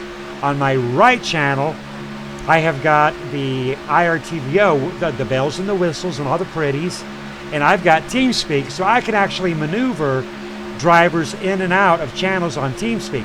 But for the drivers with one monitor, they're stuck. Big action right here, Joel, coming up.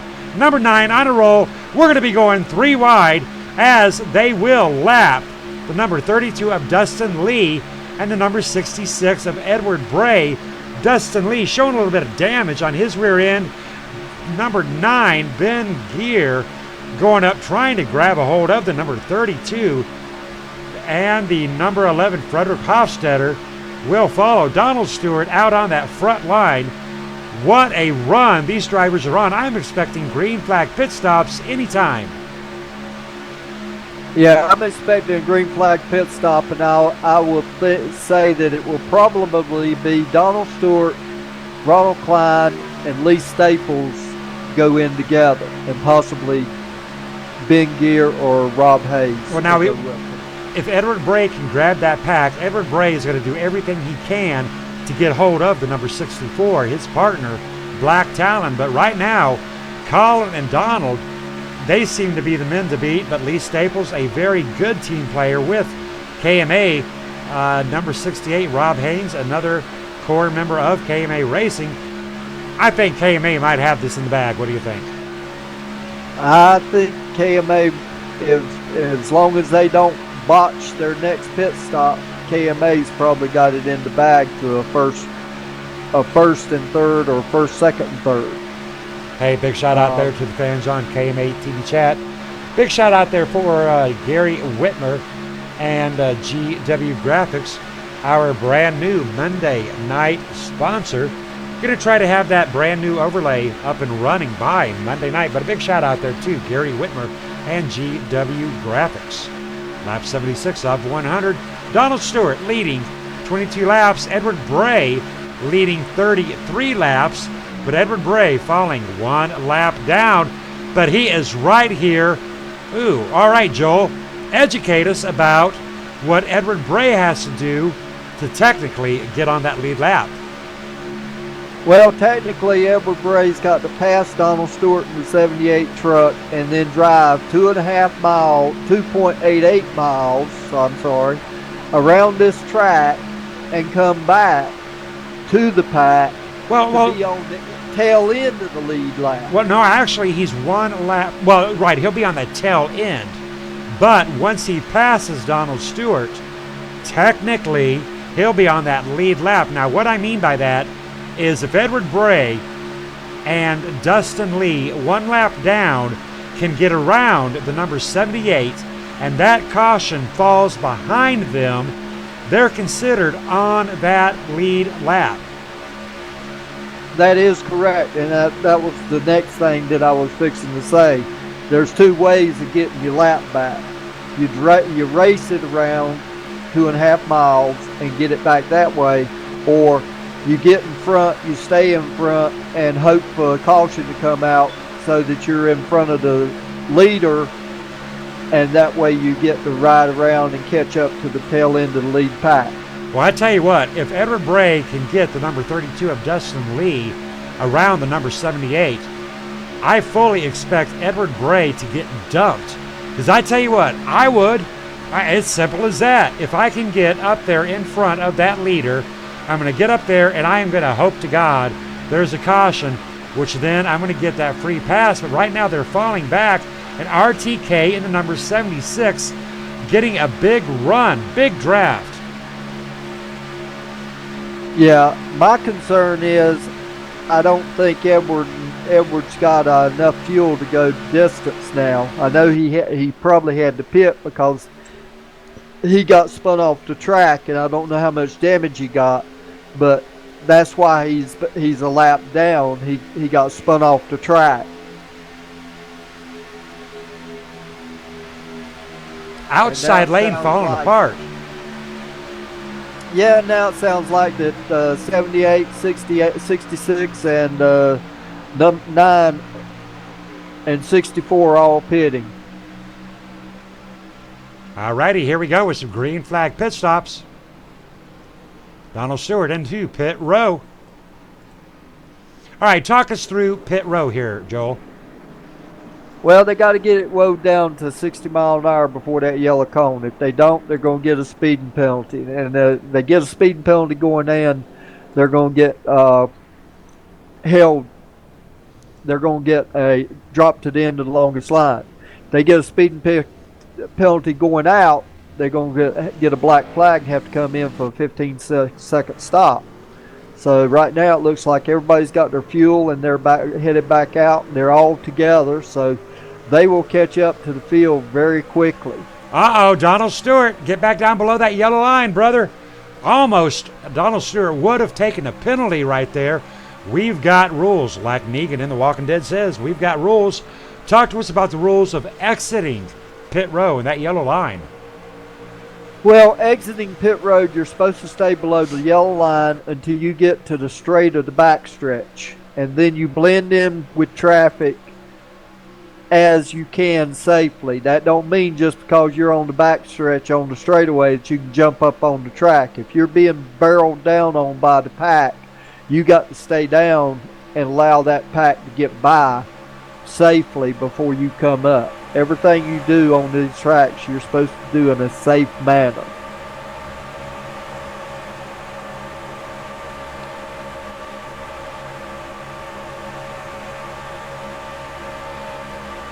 Looking at the left front corner of the number 68 Goodyear, he's got a white quarter panel, but I tell you what, it is dotted up with a whole bunch of rubber after 81 laps here at Talladega, building up on the number 68. Yeah, that rubber will build up on the front of the cars, the side of the cars, from the tires, and it'll also cover your windshield where you cannot see through it. If you look at a windshield right before a pit stop, you're trying to look through a greasy spot on a greasy mirror is what you're trying to look through.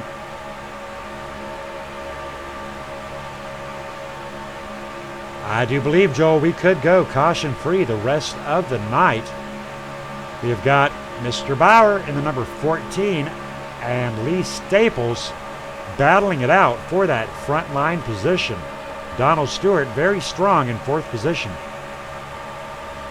Yeah, I think as long as they stay together like that and wait until the last lap to really start fighting,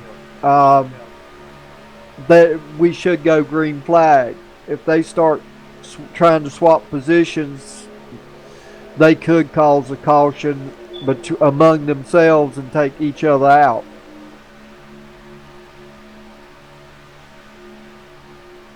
Right now, with 17 laps to go, is time to drive smart, not drive hard.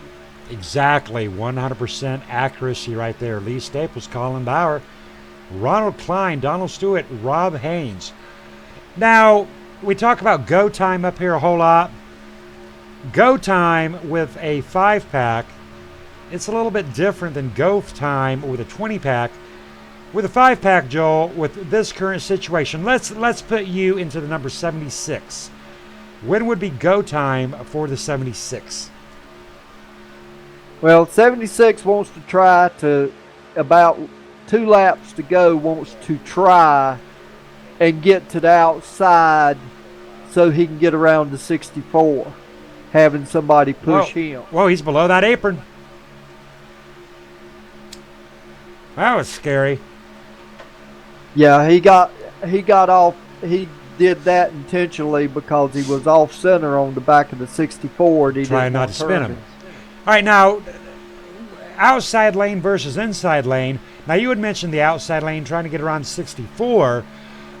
You know, team dedication here. What if Ronald Klein decides he wants to stay with the 64? So let's assume the 14 stays with the 78 and 64 stays with the 76. And we've got the number 68, Rob Haynes, 5th truck in line. He's the wild card. Inside lane or outside lane with 2 to go. That's going to make it interesting because what's going to happen, whichever lane 68 decides to go in, they're going to have a better draft package depending upon whether anybody's got any damage. And I don't think none of those 5 do. So the 68 truck is the, as we call, he's in the middle. He's the pig in the middle because he's going to make the determination as to which lane goes where. Chris Hogue out there on that KMA TV chat rooting on Ronald Klein. And you know, I'm going to agree with Ronald or the number 64. Alrighty, how about a Becky Whitmer? Gary Whitmer, talk to me. Put in your driver. But you know, if these drivers do wreck out, well, you know, Ben Gear, 9 seconds back, he still could win this. Caution dependent. Absolutely. That's why I say right now we're not down to 10 laps to go yet, so therefore they need to be driving smart, not hard. Time to start charging for that 5 would be with 5 laps to go. All right, running through our field one more time. Edward Bray, 1 lap down, and Edward Bray flying solo. He started out here first. He is 1 lap down, currently in 8th position. Dustin Lee, he's got some help out there. Good job out there too, Dustin Lee tonight. He's being helped along by Ben Gear. Dustin Lee 1 lap down. Ben Gear 10 seconds behind our race leader. So basically, we have indeed got our top 5 drivers. We're going to glue these top 5 drivers to these cameras. Lee Staples, Colin Bauer, Ronald Klein, Donald Stewart, Rob Haynes. Alrighty, Joel, who is your pick? My pick, I'm going to say Lee Staples because as long as he stays out in front, even if they go 3 wide, I think being on the inside, he's got the better line. But there goes Ronald doing exactly what I said. Got up on the outside and going around Lee. Well, there does come a point, Joel. It is every man for himself. Now, Ronald Klein, Lee Staples, Rusty Gear, Donald Stewart, hardcore KMA members. Colin is on that KMA communication channel. And down they go. Maybe yes, maybe no. That'll hang 78. 14 back out. 76. A little bit of undecisiveness right there, Joel. Not so much undecisiveness as it was to try to slow down the run. and keep in front. That's a good maneuver by Ronald Klein. Becky Whitmer out there rooting on the number 14 tonight. Now, Joel, we always try to educate our channels. We always try to educate our fans. Now, you had talked about the run. Tell us what the run is. The run is when another car, truck, or two trucks get together, and they create such a draft that they come flying up by you, and you might be running flat out, but they got such a big head of steam that they come flying by you. And the only way you can block that is to kind of disturb the air between all of them, and that's what Ronald was doing when he was sitting in the middle between the inside lane and the outside lane. He was disturbing the air, so he slowed down both lanes. Now, during our practice sessions, Joel, we're out there practicing, but they still keep track of the scores. And I oftentimes tease the guys, and I tell them, who is hungry, who wants that BLT. Now, oftentimes, Joel, I will get that BLT. Now, exactly what a BLT is, it's not a bacon, lettuce, and tomato. It is called the best lap time. And when we do these pit parties, Joel, just for fun, they're just for fun, but I want to be up on the top of that practice leaderboard. So what I'll do is I'll start off there in the back of the field, and I will drop back off of that huge pack by about 7/10 of a second, and that draft will start pulling me, and it'll start pulling me. As I mentioned at the beginning of the broadcast, the front truck is not the fastest. That fastest truck is actually the truck in the rear, because he has got so much draft pull, and he's going to get that BLT every time. So right now, the number 68 of Rob Haynes pulling down the fastest lap time, but I don't know, with 9 to go, he hasn't got a pusher. Yeah, definitely he doesn't have a pusher, and also these trucks are not drafting like they did in last season. Last season, you drop back 7/10 of a second, you could pull up. This season, this build, you get about 3/10 off that truck, and if you don't start climbing quickly, you will drop off and lose the draft. All righty, we have got 2 votes out there for Ronald Klein. Gary Whitmer rooting on Ronald Klein along with Chris Hogue. I'm thinking Ronald Klein. That's 3 votes. Number 64 getting a vote. But, let's not rule out 78. Now, let's suppose that this does go green flag, because I think it is. So on the last lap, not even last lap, we're talking when they come around that dog leg, they're going to go 3 wide, which is going to put 2 drivers by themselves. So obviously, the driver that has a partner is going to get the win. And looking at it, I want to be on that inside lane, because I am expecting the number 14 and the number 78 to race each other, and I'm expecting the 64 to push the number 76 to a win, simply because the 64 is not going to be able to go high to get around the 76, because the 14 and 78 are going to be blocking his lane. So I think this inside lane is going to be pinned down, and that is going to be to the advantage of Ronald Klein. I think you're probably right on that, Scott. They might go 4 wide, but if they do, it'll be because Ronald Klein slid up a little bit and left enough of an opening underneath that Lee Staples can get under it. And you know what, Joel? I just thought of something. All right, Becky, I hope you're listening, because you're going to get a kick out of this. It just dawned on me, Joel. A lot of these drivers on their secondary laptops, they're listening to our broadcast. I just may have let the cat out of the bag. That's true. You probably did, because they do listen and watch the broadcast, or listen to. Well, I hope they're not watching it. No, that would be distracted driving. They might take a glance to see what caused that caution while you're doing a replay, because I've even done that to see what happened. I tell you what a night out here, folks.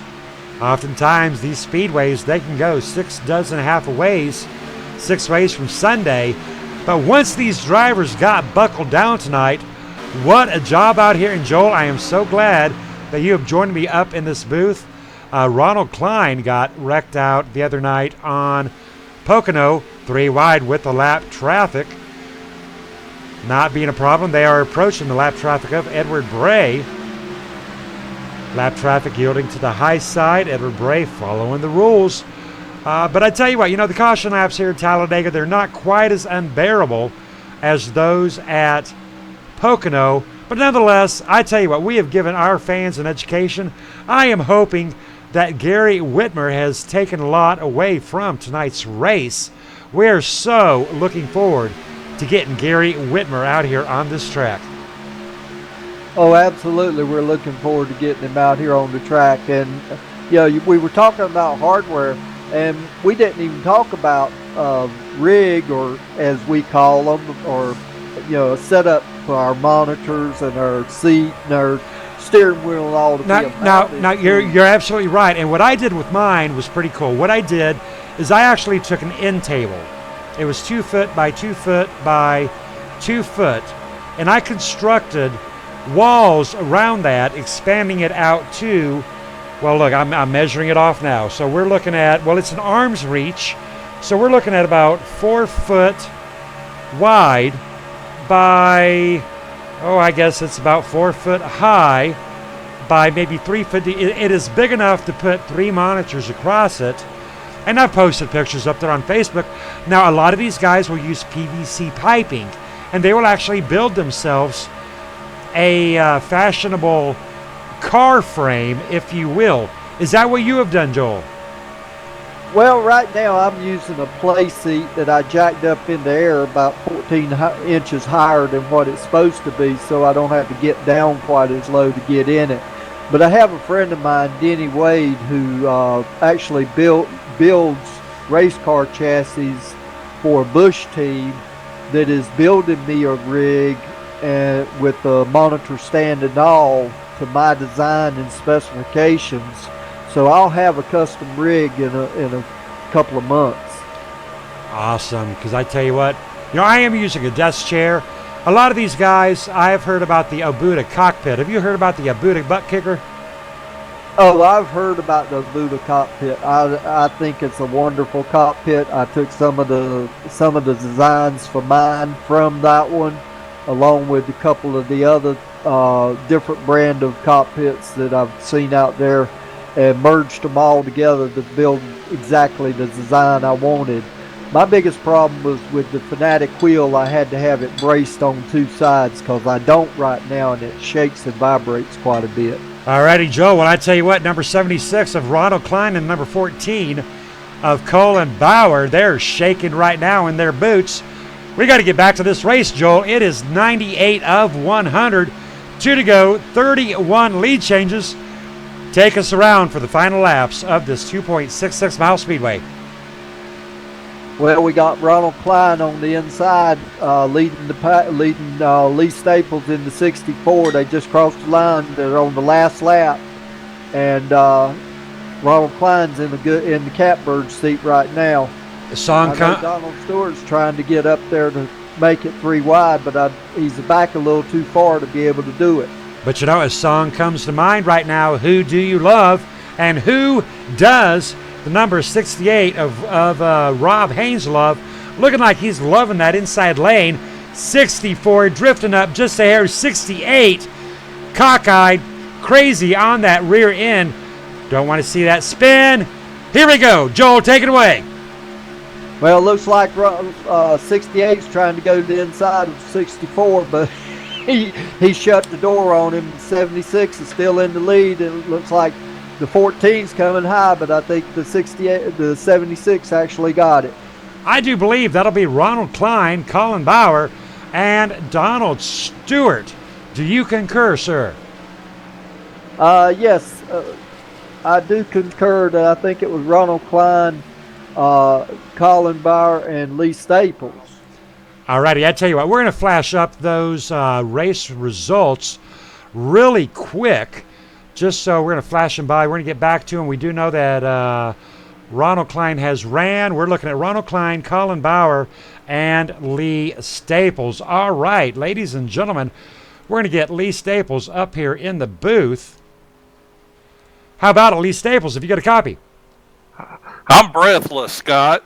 All righty. I got you. Well, I tell you what, we've got a discrepancy here on a couple of driver sheets, but the one that counts is my overlay, and we're showing you in third place, Lee.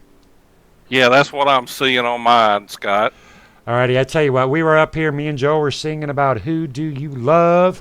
We were talking about all sorts of stuff, but tonight, wow, Lee, you got her done in third place. Talk to me about those last few laps. I was going to do everything in my power to push Ron to the win. He's helped me the last couple of races. He helped me tonight. I was on the verge of losing the draft, and he slowed down to pick me up, and so I was going to do everything I could to push him. All righty, tell us all about Black Talon Racing, because I tell you what, we're looking at your truck right now. Where did that pretty white go? Because it's all chewed up with some rubber. That might be why they call you Black Talon. Talk to me about Black Talon. Yeah, it's me and Edward Bray in the 66, and we love racing together, and we love KMA, and we have a ball every time we come out, Scott. We appreciate everything you do for us and for the league. It's a blast. All righty, well, I tell you what, sir, you did start out in 5th, and you got 4th, so you were on the uprise. Big shout out there to Lee Staples and Black Talon. Thank you, Scott. Colin, have you got a copy, sir? Yes, I do. Alrighty, wow, the number 14, you had some fans out there. You were driving the Fanatic, and we're showing black all over that pretty red paint job. You got yourself a whole mouthful of rubber out here tonight. Talk to us about what was on your mind those last 10 miles. Well, first it was getting out of the pits as best as we could, and I think all of us did a pretty good job about that. No incidents. And then, it was just me and Donald up there on the outside and 3 of them down on the bottom, and we were just trying to time it right, and just didn't work out. Well, I tell you what, you did a great job out here tonight. We are taking a spin around the number 14. Great job out here driving the Chevy Silverado. Do you think the Chevy Silverado made a difference over the Toyota Tundra out here tonight? Seemed like it. There's a lot of Chevrolets running up front tonight, Scott. I couldn't tell you why, but it was quite impressive for a Chevrolet tonight. All righty, great job out here tonight, Mr. Bauer. Thank you, sir. But the man of the hour, RTK, Ronald Klein, RTK Motorsports. Tell us all about it, RTK. How about that, Scott? That's 2 in a week, is it, sir? Just a little over a week, Scott. Pretty amazed right now. Well, you're doing a good job. I'm seeing you in the number 76 National Guard, looking very sharp out there, showing your support. Were you pretty confident there in the last 5 miles, the last 2 laps? I was pretty confident. I knew we had 3 cars on the inside, but there's always that question whether somebody starts to overheat from pushing the last few laps, and if there was going to be enough left. Those guys on the outside were really hanging hard, and I have to give a shout to Rob Haynes and Lee Staples, because without those guys, there's no chance that I win that race. I mean, they hooked up together and they started pushing on me, and I was actually scared that we started getting so far away from the 14 and the 78 that they might get a huge run coming back to the green flag, and they did get a run, but Lee had gotten me out far enough where they just couldn't get up there. Well, I tell you what, we had an exciting broadcast up here. Now, 4 cautions on 17 laps for Talladega. That is not a bad race. We started out a little rough with a whole lot of bumper hooking, and the field wasn't that big. What was the change in the atmosphere from the first 40 laps to the final 60? I think people started to understand, when to push and when not to push, and that's the theme with super speedways, and hopefully that this is going to start carrying over more into future speedway races where people don't get that hook and get the car in front of them spinning out and taking on half the field. And what are your thoughts as we head into Michigan week beginning on Monday? I can't wait to go to Michigan. had a bad week in Pocono, with the exception of the trucks. So I'm behind in the Xfinity and in the Cup Series. I need to have a good week there. I just want to get there and get the testing, get the car set up, and get out there on race night and bring home a top 10 finish is what I'm shooting for. If any, if I finish higher than that, then great. If not, I'll take a top 10 every day. All right, and very briefly, tell me who RTK is. RTK Motorsports is actually currently 2 members, Brad Ream and myself, and there's a possibility of unveiling a 3rd member here very shortly. And that was my real life dirt track company, and I still do some dirt track racing, just not at the moment, and kind of brought that into the simulator racing. And Brad Ream joined up with me a couple months ago, I believe, and been getting faster and faster as we go. We're learning a lot. It's a young team, young drivers, so to speak, in terms of, we don't have 10, 12 years of driving experience in these simulators. So we feel like we're learning fast, and we're coming for those guys that are always running up front. All right, I tell you what, we're going to jump into your cockpit, get out there, give us some donuts while we wrap her up. Roger that, Scott. Thanks. All righty, Joel, give us some race results out here and give us your synopsis of tonight's race. Well, Ronald Klein did everything right during his charge to the front, and he did the right thing to break up the air and stop that run on him, so he stayed out front. And so that in itself was one of the main keys, the reason that Ronald won. We had a rough start. There was a lot of bumper, like you said, a lot of bumper hooking at the front. I took one driver out myself. Like I said, he just started moving around in front of me a little bit, and we got off center, and I hit him while we were off center. Didn't mean to, and in the wall he went. Other than that, it was a good night. We had plenty of green flag racing. We had green flag pit stops, and the top 4 you got it done the way they should have. Top 5, actually. All righty, copy that. All right, ladies and gentlemen, we're going to flash those race results out here. And he is Joel Guy. I am Scott Kolovic. We'll catch you back on Monday. Thank you for your help, Joel. You're welcome, Scott, and we'll see you in Michigan.